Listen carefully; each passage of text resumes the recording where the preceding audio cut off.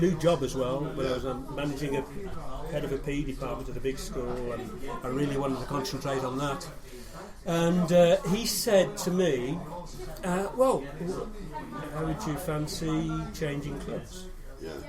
And I said, well, am I worth something to Salford? I'm 34, you know. Yeah. Oh, yeah. Anyway, I said, well, I'll give it a thought type of thing. Yeah. And the next day the papers got hold of it.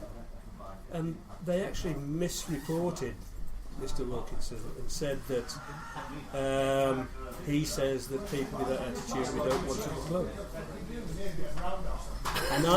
And I was thinking, well, I think it was when Peter Glynn came, and I was thinking about retiring, but then he said I'm worth something, and they might be able to get something from me, like just CSCs now to St Helens and whatever. Anyway, the papers reported that, and I just went off the idea. Yeah. So I said no, I'm packing in, and that's it.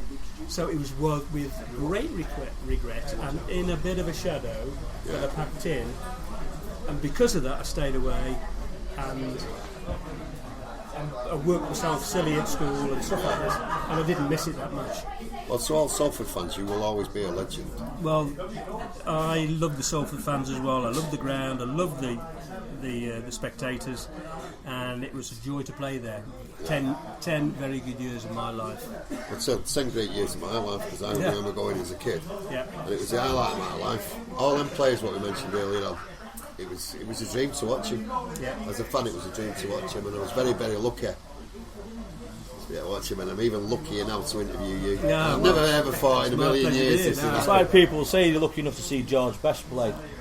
Lucky enough to see this guy play. Do you know what I mean? And somebody asked me today, what's it going to be like interviewing Keith Fielding? I said, well, if you can imagine it, and you sat with Batman as a kid, and you're talking to Batman, that's what it's like. I've hardly said a word ever for once, mate. Do you know what I mean? I'm still picturing you saying sorry to me. So, on behalf of all the Salford fans, I want to thank you for all the service you gave our club. And I'm going to play out with the Superstars, because you got cheated in that final. I don't care what anyone says. I told you I was going to play it, and I'm going to Salford always get cheated, you know that, no matter what. Well, I think that was down to the RFL. Yeah. So, thanks very much, Keith. I really appreciate it. Pleasure. Cheers, Keith. Cheers. Round of applause for Keith. Thank you, Keith.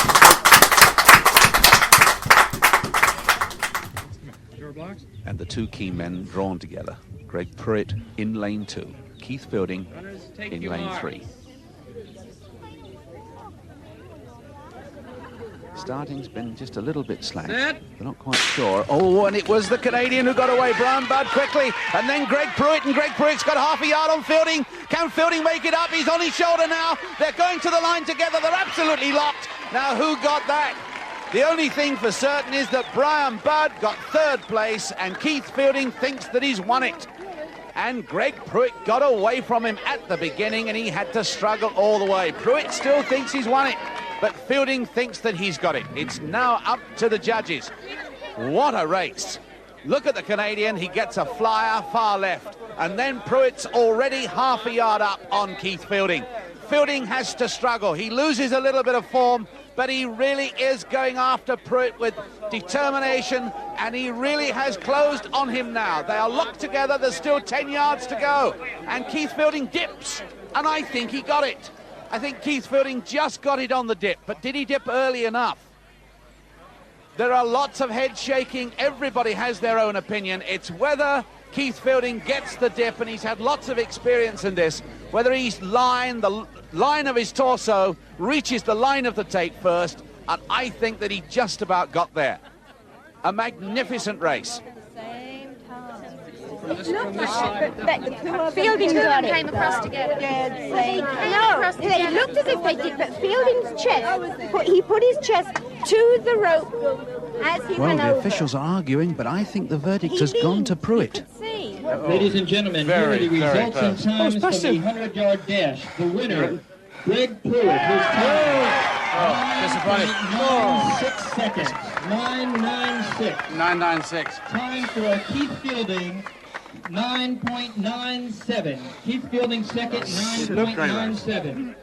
I know you must be disappointed, but impossible, for us to separate you. But you thought you had him on the dip? I'm sure I had. Yeah? Well, I was sure, but obviously they know better. Oh, well. See if Victor takes it. Yeah. Anyway, tough. Was... 7 good points, sir. Yeah, it's true. Oh, damn and blast him, man. You had him where we sat. You really, you were dead even. Yeah. It looked like it, and then I was sure you had him at the end. I thought I dipped through. But he really got away very quickly again, Keith. You were struggling to make up, maybe a yard. That's right. Yeah. And, I did it, and I thought... That's right. He was slowing. Really aggressive. 100 metres at a go. Hey, great race, though. Yeah, enjoyed it. Well done. However, let's get and we'll have a rest.